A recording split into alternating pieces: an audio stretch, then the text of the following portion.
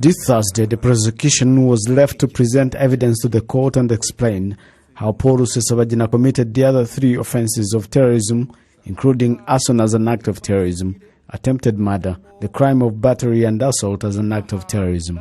The prosecution alleges that MLCD FLN fighters in attacks in Nyaruguru, Nyamagabe and Rusizi districts set fire to private property, including buildings, transport facilities and items such as houses, cars and motorcycles. It also revealed that they killed civilians in 3 districts where they carried out attacks as they shot people and hurled grenades at them. They also ambushed cars with the intent to shoot and kill occupants. Based on the Nyabimata and Chitabi attacks, the prosecution explained that MLCD FLN fighters indiscriminately assaulted civilians and resulted in some victims sustaining incurable disabilities, based on the report from the legal and medical experts and public testimonies, including those that had been assaulted. Evidence included photographs, administrative reports and public testimony. When asked by the court where Rusesabagina is involved in the alleged crimes, the prosecution explained that Rusesabagina was the political head of the MLCD FLN coalition and the sponsor of the group's activities directly implicating him in the crimes by the same group.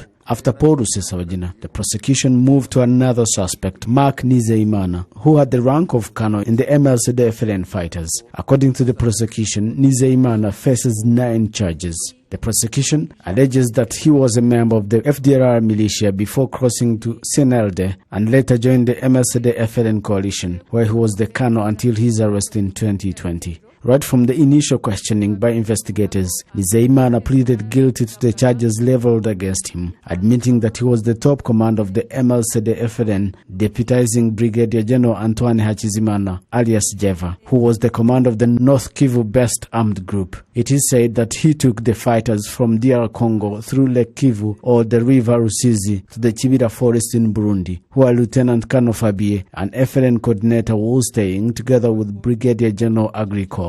Mark Nizeimana is accused of working closely with the commander of the 114th Battalion of the Burundi Armed Forces, operating in Chibitoke province, because there was a military base from where the MLCD FLN fighters would transit through to and from launching attacks on the Rwandan territory. Nizeimana is said to have been in close collaboration with one Adjutant Niyonzima, who was in Burundi's military intelligence, who helped the armed group find small and large-scale ammunition. The prosecution alleges that Mark Nizeimana was arrested in Uvira, where he was about to lead the MLCD FLN fighters to meet Brigadier General Antoine Hachizimana, alias Jeva, and cross to Burundi to meet Colonel Guado. The prosecution alleges that the defendant is guilty of alleged charges because he was the one who ordered incursions on the Rwandan territory and helped fighters find supplies.